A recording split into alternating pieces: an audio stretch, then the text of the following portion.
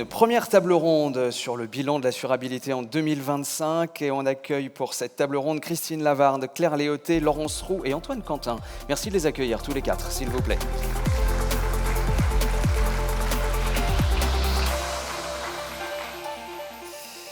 Notre première table ronde est donc consacrée à une question devenue centrale pour les collectivités, les entreprises, mais aussi les citoyens. Où en est-on de l'assurabilité des territoires ? 2025 a une nouvelle fois rappelé la vulnérabilité de certains territoires face aux événements climatiques.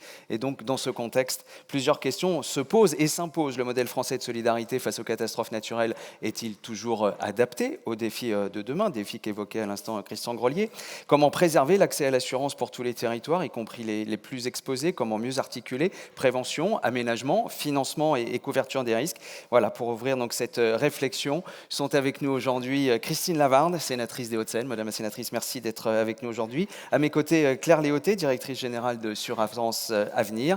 Laurence Roux, responsable adaptation des territoires au changement climatique à la Banque des Territoires. Bonjour. Et enfin, Antoine Quentin, directeur réassurance et conseil à la CCR.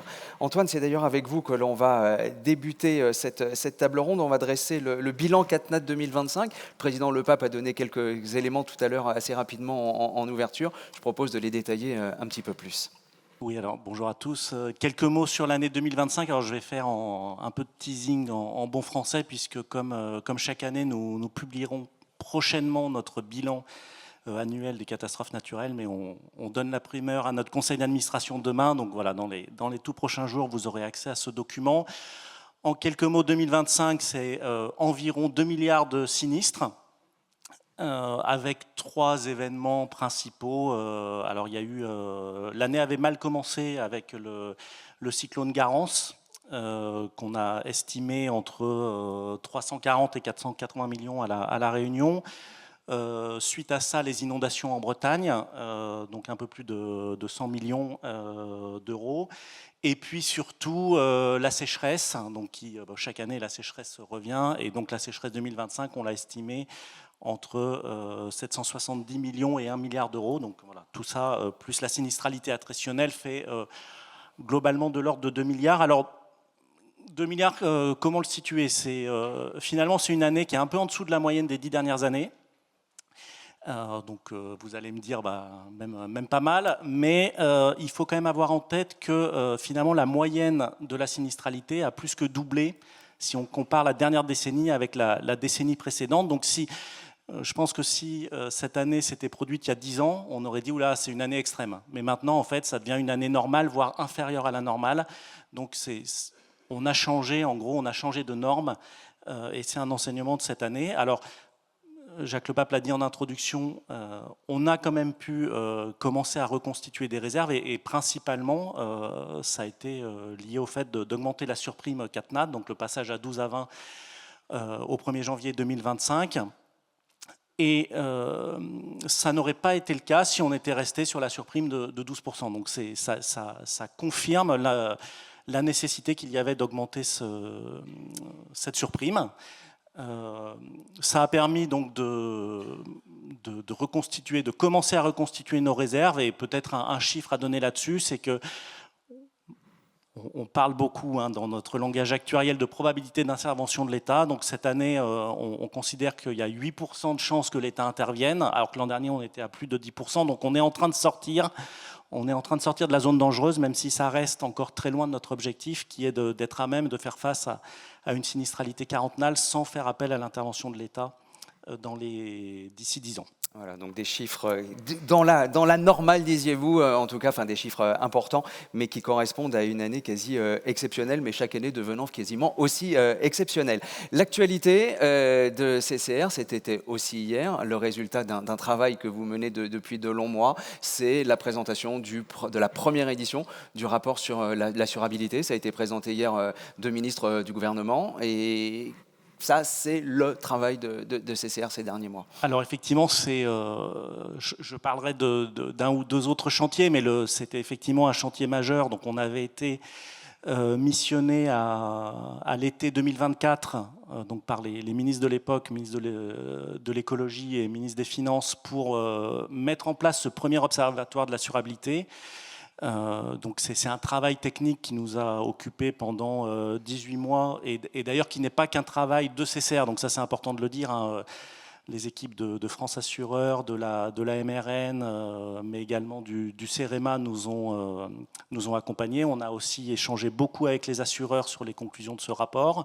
Et donc on l'a remis hier. Alors c'est une V1, hein, il y en aura d'autres. C'est une première photo et l'idée c'est de passer progressivement à la vidéo. Mais l'enseignement c'est quand même de voir qu'aujourd'hui, les Français arrivent à s'assurer, trouvent une offre d'assurance, même s'il y a des premiers signes de tension qui ne sont pas majeurs, mais de tensions faibles ou modérées, principalement d'ailleurs dans les territoires d'outre-mer, où il y a historiquement une concentration d'acteurs beaucoup plus forte, et donc c'est un peu plus compliqué de s'assurer, même si on trouve une offre. Alors, donc ce gros chantier de l'Observatoire, mais je voudrais mentionner aussi 2 autres actions qui ont été faites en lien avec l'assurabilité pour soutenir l'assurabilité. C'est le dispositif qu'on a mis en place à la demande des assureurs pour justement soutenir les territoires d'outre-mer, donc avec la mise en place un peu une première, hein, aller acheter de la capacité sur le marché privé de la réassurance et pour pouvoir la redistribuer à nos clients assureurs. Donc ça c'est un succès qui a mobilisé les assureurs, CCR bien sûr, mais aussi les réassureurs privés. Et donc on voit que ce partenariat public-privé, il est dynamique. Et puis l'autre exemple de soutien à l'assurabilité, c'est la refonte de notre système de commissionnement, où pour la première fois, on a intégré dans le système de commissionnement, alors là c'est aussi notre technique de réassurance, mais on a intégré un soutien à l'assurabilité pour donner en quelque sorte un bonus aux assureurs qui prennent leur part dans les zones à risque. Voilà, et d'essayer de ne pas se retirer évidemment de ces zones-là. Christine Lavarde, je voudrais que vous réagissiez peut-être justement sur cette première édition du rapport de l'Observatoire. Ensuite, on verra qu'évidemment vous avez beaucoup travaillé, vous, au Sénat, sur un projet de loi. On verra quelles sont vos préconisations, mais déjà au retour sur ce qui a pu se dire hier, à la fois du rapport et de ce qu'ont présenté les 2 ministres. Alors je pense que la présentation de ce rapport permet en fait d'objectiver quelque chose dont tout le monde parlait. J'ai mené effectivement pas mal de travaux sur la soutenabilité du régime CatNat qui a donné lieu ensuite à une proposition de loi. Donc, je travaillais quasiment 2 ans sur le sujet. J'ai écouté beaucoup d'acteurs. Et à chaque fois, toute personne qui venait dans mon bureau commençait à me dire « il faut faire quelque chose parce que il y a des zones où on ne peut plus assurer, où les gens ne sont plus assurés ». Ce que montre ce rapport, c'est qu'à ce stade, on ne peut pas dire que ce fait est avéré. Effectivement, il y a 2% d'endroits du territoire qui sont avec des frémissements. On pourrait dire que le marché est en train de se réduire. Et encore, ces 2%, ils sont saucissonnés en 2 blocs de 1% avec une sensibilité plus ou moins forte justement à cette attrition du marché. Donc, dans 98% du marché, il n'y a aucun problème. Et effectivement, il y a le cas très particulier des Outre-mer. Mais pour revenir un peu sur ce que disait Christian Grelier, le problème des Outre-mer, ce n'est pas qu'un problème de marché. C'est aussi après un problème de comportement, et notamment des collectivités locales, qui venaient aussi jouer un rôle d'assureur en venant donner des chèques pour favoriser le rachat de matériel et autres, qui n'incitent pas en fait les gens à s'assurer. Après, il y a une question aussi particulière sur l'habitat outre-mer, qui n'est pas du tout de la même nature que l'habitat aussi en métropole. Donc voilà, le marché des outre-mer est spécifique pour tout un tas de raisons qui font qu'effectivement, on ne peut pas copier la photographie du marché métropolitain sur le marché ultramarin. Mais il faut aussi se dire que dans les Outre-mer, c'est là où on est capable de faire des choses assez exceptionnelles. Et je pense ici à Saint-Pierre, dont on est en train de complètement déplacer le village, justement pour anticiper un phénomène de submersion marine. Et donc, c'est vraiment de la prévention à grande échelle.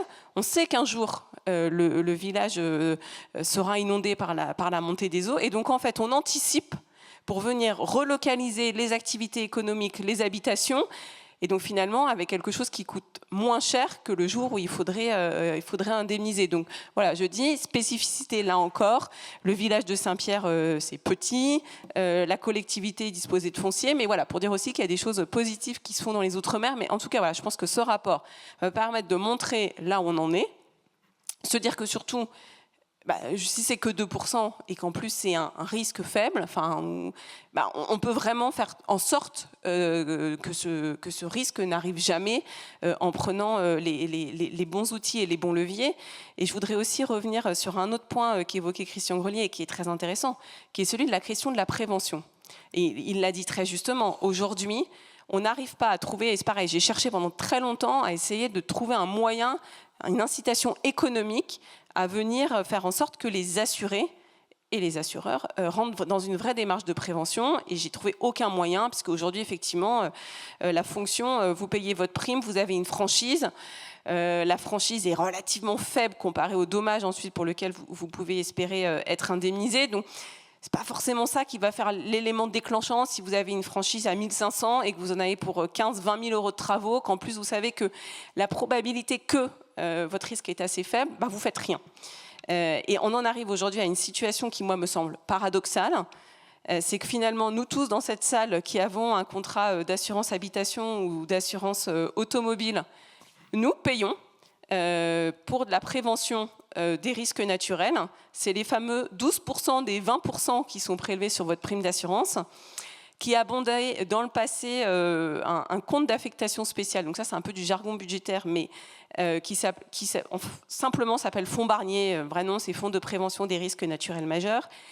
Finalement, avec l'augmentation de 12 à 20%, vous voyez bien que c'est mathématique, la somme que tous ensemble on verse grossit chaque année un petit peu, puisqu'en plus, en gros, les primes d'assurance, je fais simple, mais augmentent comme un peu l'inflation. Et aujourd'hui, on est très loin, dans le budget de l'État, de faire des dépenses de prévention à hauteur de ce qui est versé par l'ensemble des assurés. Et l'année dernière, on avait réussi, après un long combat parlementaire, à faire augmenter les enveloppes dédiées, inscrites en loi de finances, crédits ouverts. On n'a pas consommé.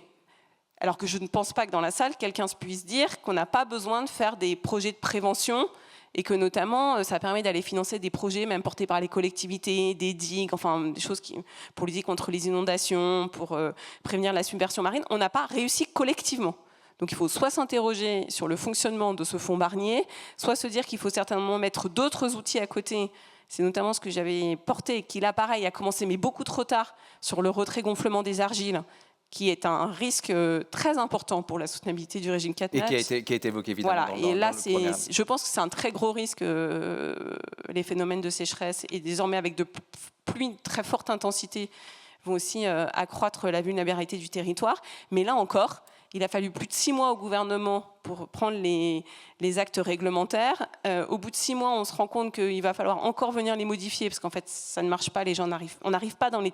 Alors justement, je voudrais faire réagir, parce que là, on est parti sur le sujet de la prévention. C'était pas tout à fait, c'était pas l'ordre, mais c'est pas grave, on va aller sur ce sujet-là. Ce qui m'intéressait, c'était évidemment d'avoir votre retour sur cette première édition du rapport de l'assurabilité. Mais puisque vous nous avez, Madame la Sénatrice, emmené sur la question de la prévention, vous évoquiez le fonds Barnier, finalement le mésusage aussi du fonds Barnier. Claire Hautelet, quand on a préparé cette séquence, vous m'avez dit, oui, mais en fait, c'est assez compliqué pour les particuliers, parce que là, on parle prévention individuelle, c'est assez compliqué pour les particuliers d'obtenir ces fonds Barnier. Et vous disiez que même vous, dans votre rôle d'assureur, c'est pas simple non plus. Expliquez-nous. Oui, effectivement, l'accès à ce fonds Barnier est, vous l'avez dit, très compliqué. Moi, je dirais plutôt un parcours du combattant aujourd'hui pour le particulier, même le particulier bien accompagné par son assureur ou par une autre structure. Alors, on a évoqué les inondations, par exemple, début 2025, chez Suravenir Assurance, suite à ces inondations qui ont touché une partie des territoires où nous sommes très présents, donc notamment en Bretagne et en Ille-et-Vilaine. Avec notre équipe de prévention, on s'était dit, bon, c'est le bon moment, on va travailler avec les assurés, on va identifier les assurés dans les zones concernées qui sont éligibles au fonds Barnier, et on va les accompagner pour leur permettre de passer les différentes étapes qui ne sont pas forcément très simples, mais pour pouvoir accéder à ces fonds, pour pouvoir financer des mesures de réduction des vulnérabilités sur leurs biens. Force est de constater que l'on n'a pas réussi. On n'a pas réussi, même avec toute l'organisation d'une compagnie d'assurance, parce que l'on était confronté à une difficulté, c'est que pour pouvoir accéder au fonds Barnier, donc il faut passer par des étapes qui sont bien décrites, et donc une de ces étapes, c'est de faire réaliser un diagnostic de vulnérabilité par un porteur de PAPI. Donc le porteur de PAPI, c'est le porteur du plan d'action sur la prévention des inondations. Ces porteurs de PAPI, en l'occurrence, n'avaient pas les moyens nécessaires pour nous permettre en fait de passer cette étape. Donc ni les moyens financiers ni les moyens opérationnels pour mener les diagnostics, et donc les assurés sont restés sans solution alors même que les fonds sont disponibles en fait au niveau du fonds Barnier. Fort de ce constat, 2025, on va dire, on fait un constat d'échec. On s'est dit, on ne va pas s'arrêter là. Et donc, sur le premier semestre 2026, on a mené d'autres travaux. Donc, cette fois-ci, dans les Côtes-d'Armor et en Charente. Dans les Côtes-d'Armor, on a mené une expérimentation sur des clients, donc je suis banque assureur, donc des clients bancaires assurés chez Survenir Assurance ou pas d'ailleurs, mais pour lesquels la banque avait identifié qu'il y avait une éligibilité au fonds Barnier sur les sujets de prévention, de réduction des vulnérabilités sur l'inondation.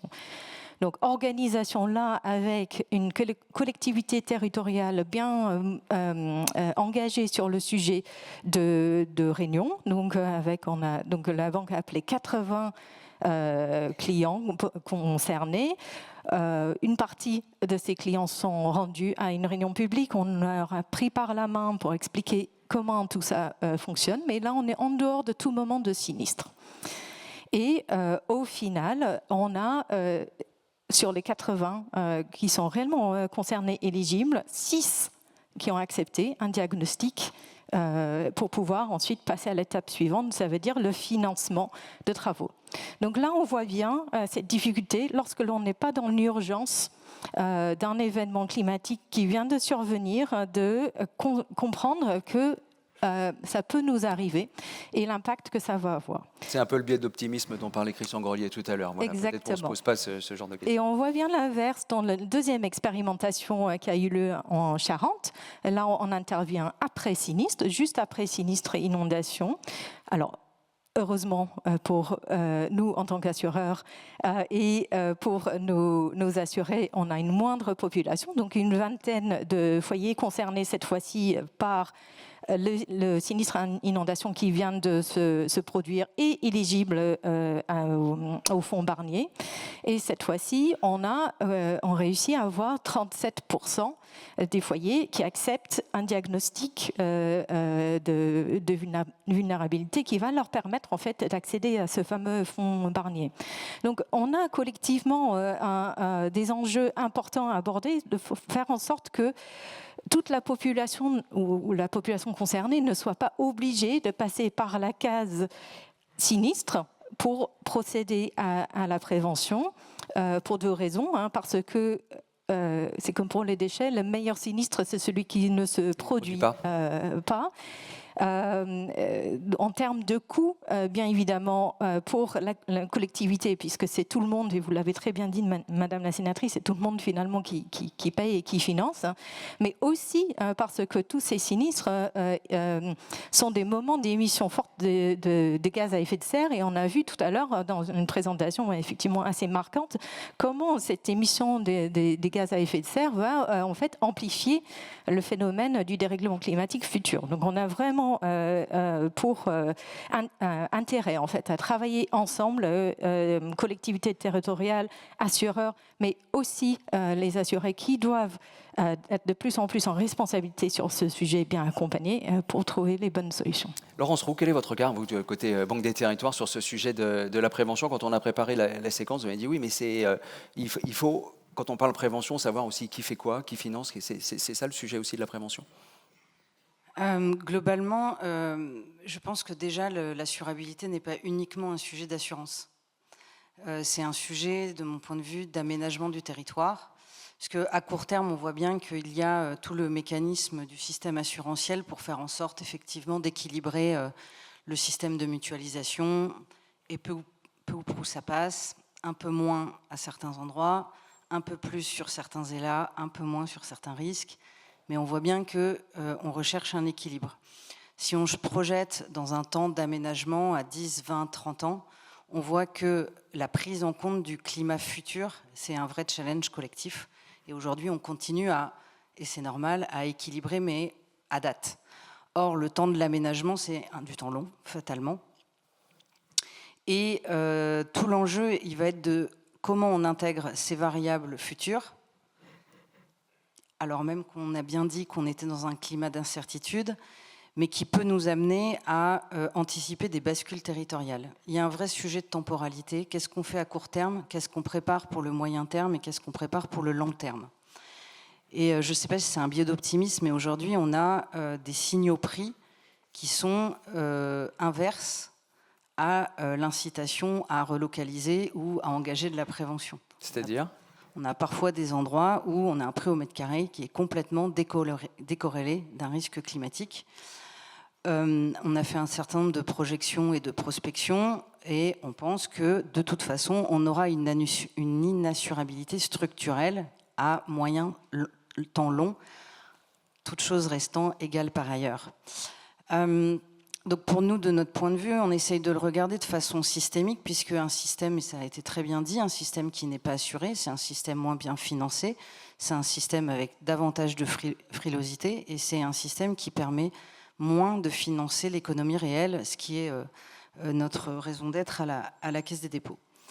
Donc c'est aussi un sujet de cohésion territoriale, de souveraineté, et de la même façon que les assureurs sont soumis à la CPR, les banquiers le sont aussi.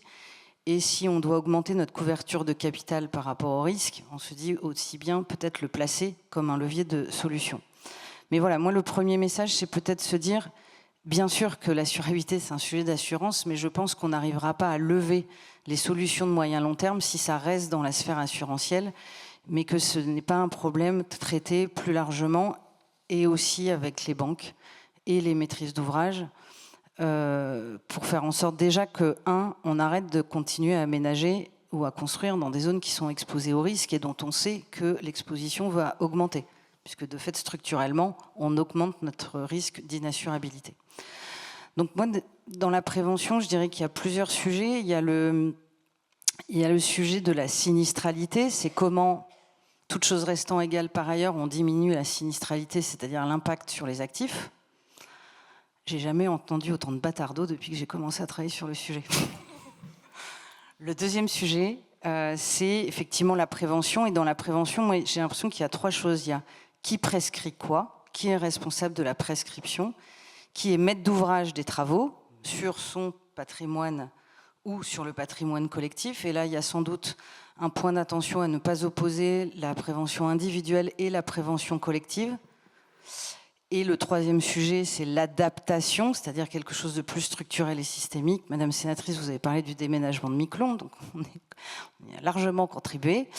Mais voilà, on commence à effectivement relocaliser un certain nombre de sites ou de financer des solutions fondées sur la nature. La question des digues est brûlante et extrêmement complexe à saisir. Et à vérifier qu'elle est adaptée ou pas et sur quelle temporalité. Donc c'est pour ça que tout ça, c'est quand même des sujets d'aménagement du territoire, peu ou prou, et qui nécessitent de s'articuler dans les plans d'aménagement, les documents d'occupation des sols, on pourra y revenir. Mais voilà, je dirais que déjà clarifier le rôle des uns et des autres, et que derrière la prévention, on identifie le qui doit faire quoi et quelle est la responsabilité in fine des uns et des autres, c'est un point qui me semble important. Avant d'aborder le sujet de la soutenabilité du régime et puis de voir quels sont les investissements nécessaires, j'aimerais qu'on termine sur ce sujet de la prévention avec Antoine Quentin, sur ce que côté CCR, justement, vous faites dans le domaine de la prévention. Alors peut-être avant de parler des actions CCR, alors sans opposer prévention collective et individuelle, mais rappeler qu'effectivement il y a ces deux leviers et on a la chance en France, via le Fonds Barnier, d'avoir une prévention collective qui marche bien. On a eu l'occasion de produire des indicateurs, 1 euro investi, 3 euros économisés, et même quand il s'agit des actions de maîtrise de l'urbanisation, la rentabilité est bien supérieure. Et puis donc la prévention collective marche. La prévention individuelle, c'est pour l'instant un peu le parent pauvre, même s'il y a eu cette expérimentation du fonds RGA. mais qui en gros nécessite d'être... il faut transformer l'essai et notamment on pense que les assureurs ont un rôle à jouer voilà, pour déployer cette offre d'aide à la prévention. Concrètement, nous, ce que l'on fait à la CCR, on a plusieurs leviers d'intervention. Alors, je vais en citer quelques-uns. Je parlais des commissions de réassurance qui intègrent le soutien à l'assurabilité. Elles intègrent aussi le soutien à la prévention. Et l'an dernier, on a recentré cette aide à la prévention sur les mesures individuelles. Et donc, c'est un axe qui va se renforcer dans les prochaines années. On a, bien entendu, on continue à travailler en étroite collaboration avec le ministère de l'écologie, donc avec une convention, et donc il y a un certain nombre de travaux que l'on mène et que l'on a menés l'an dernier pour analyser l'efficacité de la prévention. Et puis également, je pense qu'on avait annoncé le lancement l'an dernier, on a mis en place un fonds de financement d'entreprises, d'une filière de prévention, donc le fonds CCRF. Et là aussi, on a des premiers résultats, même si c'est un travail de long terme. Donc trois exemples d'actions en matière de prévention, et puis même un quatrième, puisqu'on avait aussi l'an dernier annoncé le lancement d'une offre de conseil. Et là aussi, on a des premiers résultats dans ce domaine. Christine Lavarde, on va aborder avec vous maintenant le sujet de la soutenabilité financière du régime. En avril dernier, la Cour des comptes a publié un rapport qui s'appelle « L'assurance des catastrophes naturelles, un enjeu de soutenabilité financière ». Et je rappelle que vous étiez vous-même rapporteur du rapport Régime CatNat prévenir la catastrophe financière, qui avait débouché sur une proposition de loi. À la fois, quel regard vous portez sur ce rapport de la Cour des comptes, et quelles étaient, vous, les préconisations que vous aviez apportées dans le cadre de la proposition de loi?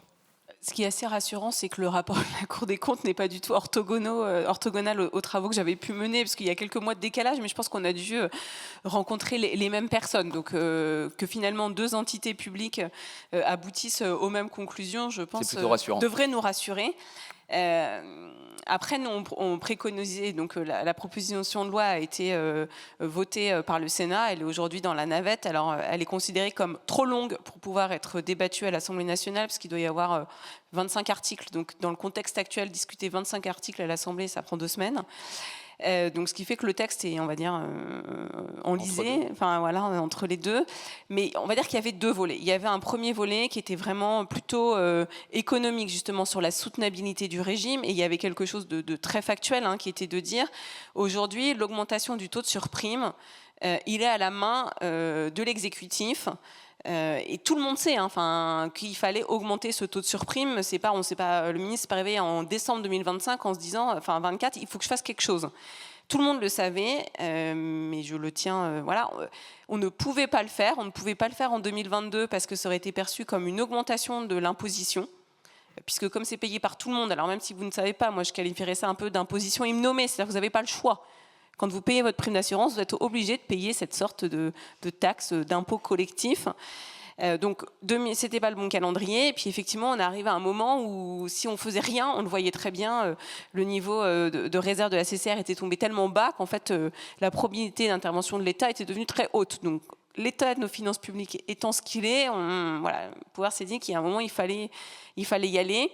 Et donc, notamment, dans la proposition de loi votée par le Sénat, il y a l'idée de dire, tous les 3 ans, on recalcule le niveau du taux de surprime nécessaire pour permettre un niveau de réserve suffisant au sein de la CCR. Donc, pour faire simple, voilà. Après, il y a d'autres dispositions un peu techniques, mais alors, on pourrait se dire, pourquoi est-ce que tout doit passer par la loi? Je prends un exemple sur la question du logement. Donc, en 2019 est votée la loi Elan qui vient compléter, enfin en tout cas avoir des injonctions plus fortes sur le niveau des études de sol à réaliser avant la construction d'une maison, justement pour essayer de se prémunir des phénomènes de fissures, de retrait-gonflement des argiles. Il s'avère qu'avec finalement 5 ans d'antériorité, on peut déjà dire que des maisons construites sous l'égide de ce nouveau régime ont quand même commencé à se fissurer. Donc finalement, ce n'est pas suffisant. Bon, sauf qu'aujourd'hui, il faut aller bouger la loi pour bouger le niveau des études demandées. Bon, on aurait peut-être pu se dire dès le départ que ça pouvait être de nature réglementaire et on aurait pu du coup faire évoluer le niveau des études demandées plus tôt. Et puis après, il y a un énorme volet qui est autour de la question de la prévention, qui a d'ailleurs été pas mal enrichi aussi par les travaux au Sénat autour de la discussion de la proposition de loi, parce qu'on le voit bien, aujourd'hui, je pense que la prévention est vraiment le maillon faible. Et d'ailleurs, chacun avec ses mots le dit, hein, il faut arriver à faire travailler ensemble les citoyens, les assureurs, puis ensuite, en dernier ressort, les réassureurs, pour essayer de diminuer notre vulnérabilité collective. Mais pas plus tard qu'hier, il s'avère que j'étais dans une instance où on discutait un peu de savoir si on pouvait mettre en place des captives d'assurance pour les collectivités. Bon, sujet intéressant, mais quelqu'un parle à un moment, dit ben voilà, aujourd'hui les collectivités, elles ont la responsabilité de GEMAPI. Aujourd'hui, ce sont donc des collectivités qui sont en train de venir réduire la vulnérabilité de toute la zone parisienne à une crue centenale de la Seine. On voit bien que là, on est face, si jamais la crue centenale arrive, c'est en milliards le taux de sinistralité qui sera à couvrir.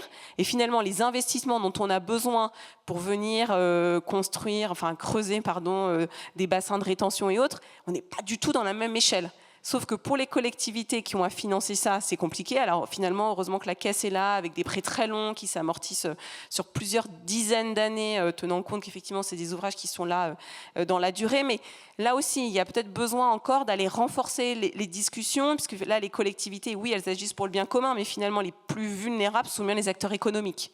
Donc ils cotisent un petit peu, mais est-ce que leur contribution va jusqu'à hauteur de ce qu'on peut leur prémunir par une action collective? Voilà des questions que je mets dans le débat. Alors, je vais rebondir tout de suite sur la notion des investissements pour les territoires, puisque Laurence Roux, donc vous représentez la Banque des territoires. Quels sont aujourd'hui les besoins en investissement des territoires et comment est-ce qu'aujourd'hui la Banque des territoires les accompagne? Je pense que vous avez juste à parler dans le micro. Oui, merci. Ouais, top. Donc le premier sujet, quand on a commencé à voir comment on pouvait accompagner les territoires sur l'adaptation, c'était, avant même de parler de hard, c'était de se dire que les élus qui ont la compétence aménagement étaient confrontés à quelque chose d'assez nouveau, pour lequel le champ d'incertitude était élevé, et que le premier sujet était de les accompagner dans leur réflexion sur leur territoire. Donc évidemment, ça pose la question de ceux qui y vont naturellement, en anticipation, et ceux qui n'y vont pas. Mais c'était déjà de les consolider dans leur réflexion et les aider à réfléchir en termes de trajectoire d'adaptation. Donc effectivement, vulnérabilité territoriale, plan d'action, comment organiser et penser l'avenir de son territoire sans opposer le court et le long terme, puisque c'est une impasse absolue. Et dans laquelle on n'arrive plus à débloquer ni ce qu'on appelle les solutions sans regret, ni les investissements de temps long et qui nécessitent d'être amortis sur du temps long. Donc le premier sujet, ça a été d'accompagner et de débloquer des fonds propres pour financer une part de chefs de projet dans les territoires et aussi de financer des études et de l'ingénierie pour faire en sorte qu'ils puissent s'appuyer sur des expertises ou un certain nombre d'études. Le deuxième sujet, ça a été de se poser la question en termes de prêts, de long terme. Effectivement, nous prêtons sur le long terme des prêts sur fonds d'épargne, c'est-à-dire que le Trésor nous autorise à placer le fonds d'épargne et de le transformer en financement de l'économie réelle sur le temps long. Et c'était de se dire qu'est-ce qui va être nécessaire de financer sur le temps long et de façon sans regret. Le gros sujet, j'en ai parlé tout à l'heure rapidement, alors il y a beaucoup de choses à financer, mais c'est beaucoup les sujets de foncier. Le foncier à renaturer, le foncier à repenser, et puis qui dit foncier dit comment on compile prévention des inondations, GEMAPI, compensation écologique, le ZAN, comment on aménage le territoire, sachant qu'on a besoin d'accueillir des industries, des data centers, du logement, comment on organise la planification de nos territoires et à quelle échelle. Évidemment, c'était aussi de se poser comment on accompagne l'adaptation de certains actifs. On travaille beaucoup sur l'adaptation du logement social, qui est un cœur historique de métier de la Caisse des dépôts. Et donc, on a fait évoluer un certain nombre de doctrines sur les prêts.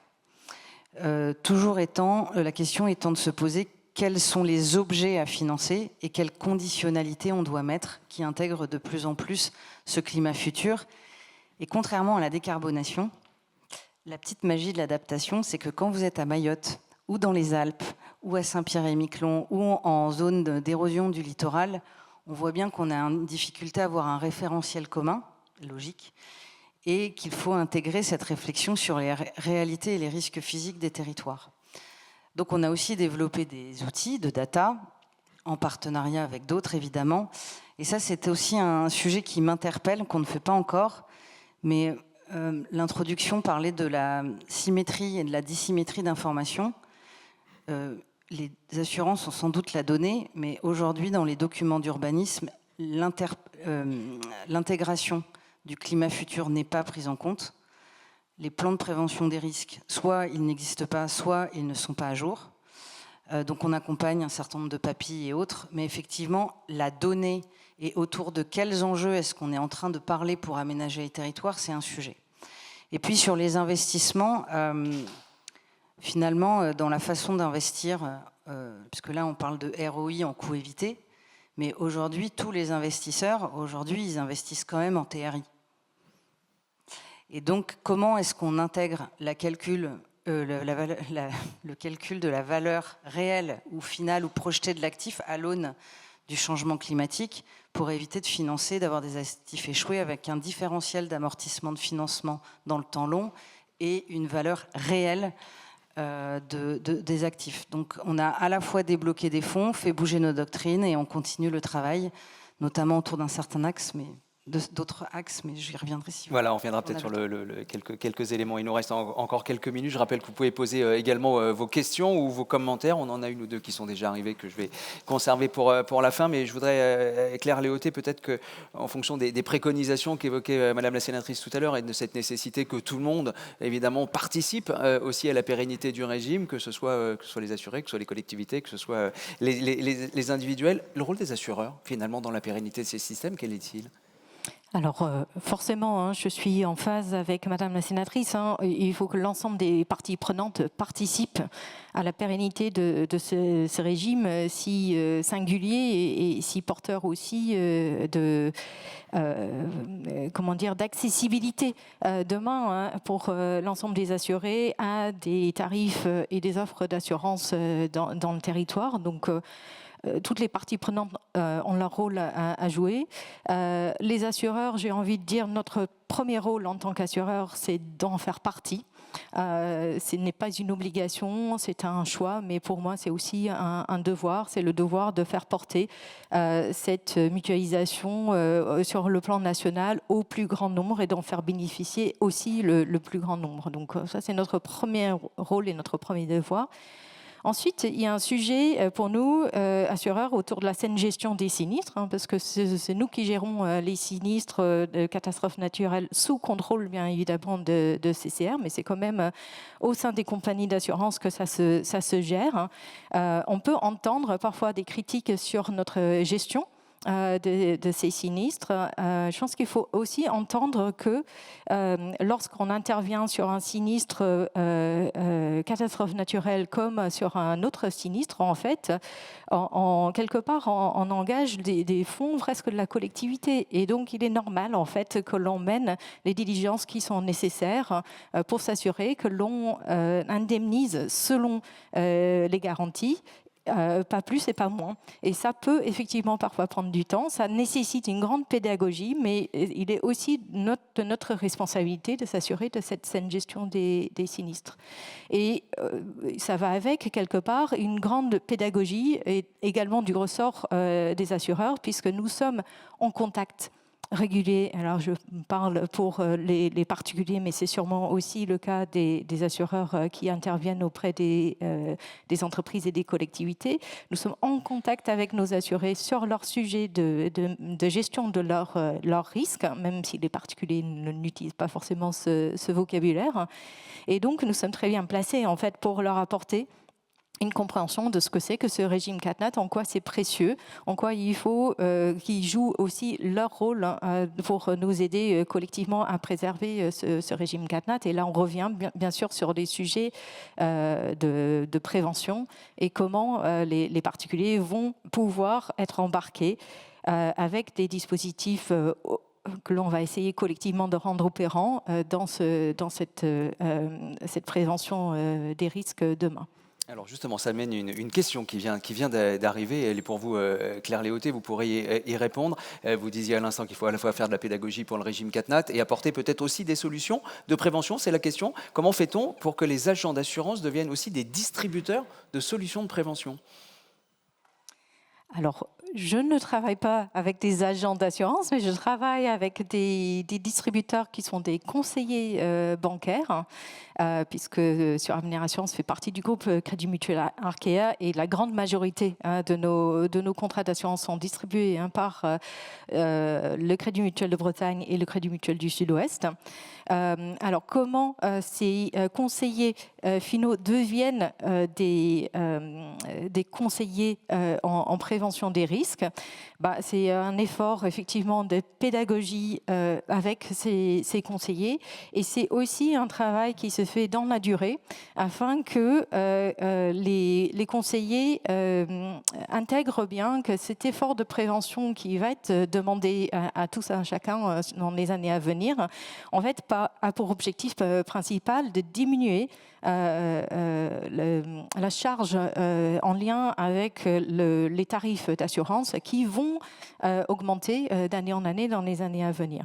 Alors, je peux vous donner un exemple de comment nous, on a travaillé ce sujet avec notre réseau bancaire, par exemple, dans la conception avec les réseaux bancaires d'une offre impact en multirisque habitation, dont les deux piliers principaux sont dans un premier temps donc l'économie circulaire, donc d'avoir recours systématiquement et c'est prévu de façon contractuelle d'avoir recours dans un premier temps donc à de la réparation. Si la réparation n'est pas possible, d'avoir recours à du reconditionné, et c'est uniquement en dernier recours que l'on a avoir du remplacement en valeur à neuf. Donc ça, c'est le premier pilier de notre offre. Et le deuxième pilier, en fait, c'est toute la partie prévention des risques. Donc, en travaillant finalement avec les conseillers bancaires sur la conception de l'offre, ils deviennent convaincus eux-mêmes de l'offre. Et je peux vous dire qu'on a lancé notre offre à impact en 2023.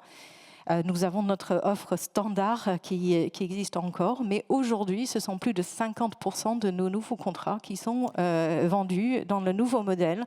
Donc ça veut dire que les conseillers bancaires ont bien compris l'intérêt de l'offre et ils sont capables en fait d'en parler avec leurs sociétaires et clients et de faire porter aussi les bons messages et d'obtenir une adhésion sur le sujet.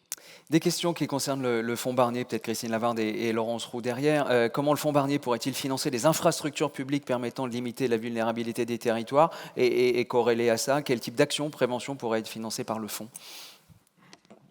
Alors, je ne sais pas si tout doit passer par le fonds Barnier. En fait, le sujet n'est pas tant là. C'est de dire, fonds Barnier, c'est facile parce qu'il y a de la lisibilité, il y a une ligne de crédit, on peut voir ce qui a été inscrit, ce qui a été consommé. Mais tout à l'heure, Madame le disait très bien, le problème, c'est que déjà, pour venir activer le fonds Barnier, il faut être dans une zone qui est couverte par un plan de prévention des risques naturels. Sauf que la catastrophe naturelle, elle ne choisit pas l'endroit où elle survient et elle peut advenir dans des endroits qui ne sont pas couverts par un PPRN.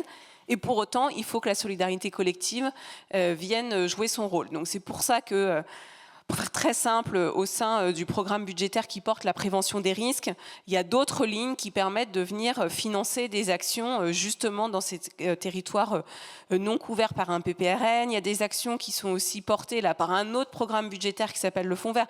Moi, je pense, et aujourd'hui, que tout ça est trop éclaté. Et qu'on devrait, à partir du moment où désormais le fonds Barnier n'est plus un compte d'affectation spéciale, donc on a d'avoir une seule ligne qui s'appellerait vraiment prévention des risques naturels et qui viendrait agréger toutes ces lignes de manière à ce que ce soit beaucoup plus simple, on sache où se trouve l'argent, il y aurait aussi beaucoup plus de lisibilité en tout cas pour le Parlement pour suivre ce qui est consommé et après avoir avec des modalités d'intervention qui sont plus souples. Parce qu'aujourd'hui, effectivement, alors les collectivités, suivant leur taille, elles peuvent avoir besoin d'un accompagnement en ingénierie, mais par exemple, le CEREMA est là pour venir les guider, mais derrière, ce n'est pas le CEREMA qui va faire le chèque qui permet de lancer le déclenchement du projet.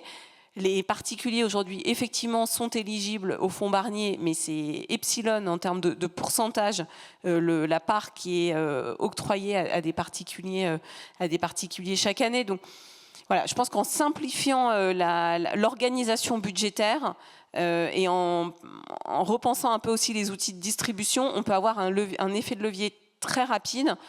Parce qu'en fait, il y a des choses qui, à l'échelle individuelle, vont être onéreuses, notamment si on est sur des ménages modestes.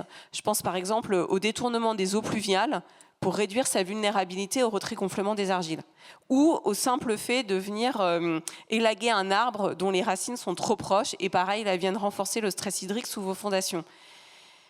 C'est coûteux pour un ménage modeste, mais c'est rien en termes de mesures de prévention par rapport à demain aller réinjecter des micropieux sous la maison, mettre des agrafes. Enfin, donc c'est là où en fait il faut conseiller, parce que souvent ces personnes ne savent pas en fait les bonnes mesures à mettre en œuvre.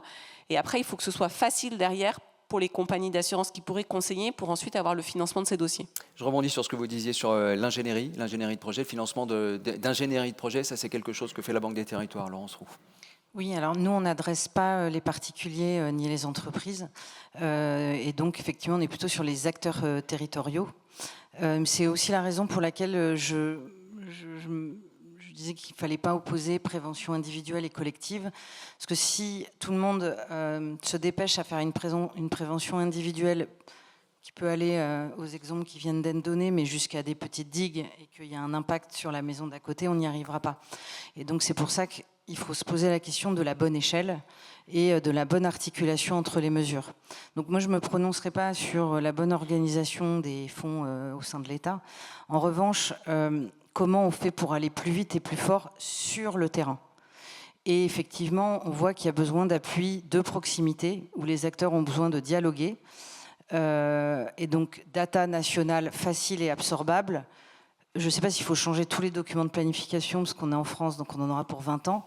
Mais en tout cas, faire en sorte que l'actualisation de la donnée climatique, on n'a pas parlé de la TRAC, mais en tout cas, qui soit corrélée à la trajectoire d'adaptation au changement climatique, puisse être intégrée au fur et à mesure, de façon quasi systématique, et que sur cette donnée, il puisse y avoir du dialogue et du débat territorial. Je ne dis pas qu'il faut qu'on fasse comme en Belgique, mais en Belgique, ils ont des dialogues tous les 6 ans autour de le document de planification. Nous, on met 6 ans à en faire, hein. Et après, on le discute. Et après, on se rend compte que ça ne marche pas. Non, je plaisante. Mais voilà. En tout cas, voilà, je crois que c'est bien sur les canaux et la lisibilité, mais sur les territoires, le besoin que le débat puisse avoir lieu. Il y aura des perdants, il y aura des gagnants. Et en fait, l'éléphant au milieu de la pièce, c'est la question de la valeur. Tant qu'on assure, c'est qu'il y a de la valeur. Alors, puisque vous parliez de la Belgique, ce sera la dernière question. Peut-être quelqu'un peut-il y répondre? Est-ce qu'en termes de prévention individuelle, on peut s'inspirer de pays voisins qui seraient plus avancés sur le sujet? Est-ce que l'on a une... Antoine Quentin ou... En tout cas, on a peut-être un exemple intéressant, c'est ce qu'ont fait les Anglais, donc nos collègues de Flodré qui financent le Build Back Better. Donc c'est une prévention un peu particulière puisqu'elle est post-sinistre. Il y a beaucoup de réflexions en cours en ce moment en France pour mettre en place ce Build Back Better. Donc c'est l'exemple qui me vient maintenant. Christine Lavarde. Oui, alors ça, c'est un très bon sujet. Effectivement, il y a les expérimentations MIRAPI et autres. Et ça, il faut vraiment qu'on passe de l'expérimentation à la généralisation et de se dire qu'effectivement, après un sinistre, il faut accepter de ne pas reconstruire à l'identique, même si c'est le principe assurantiel, pour venir se prémunir là aussi contre des inondations futures, hein, notamment dans le domaine des inondations. Mais en matière de prévention, ce qui est intéressant, et c'était très bien documenté dans le rapport Langrenay, c'est ce qui se passe en Espagne. Globalement, la géologie de la France et de l'Espagne, on n'est pas sur des choses diamétralement opposées. Et ben, en Espagne, le risque RGA n'existe quasiment pas, notamment parce qu'ils ont une technique de fondation, des obligations qui sont beaucoup plus coercitives que ce qui existe en France. Donc voilà, là, c'est des bons exemples de choses qu'il faudrait qu'on fasse évoluer. Il faudrait faire évoluer la réglementation française vers ce qui se passe en Espagne, parce que là, c'est des coûts évités certains, vu ce qui se passe sur le climat en ce moment.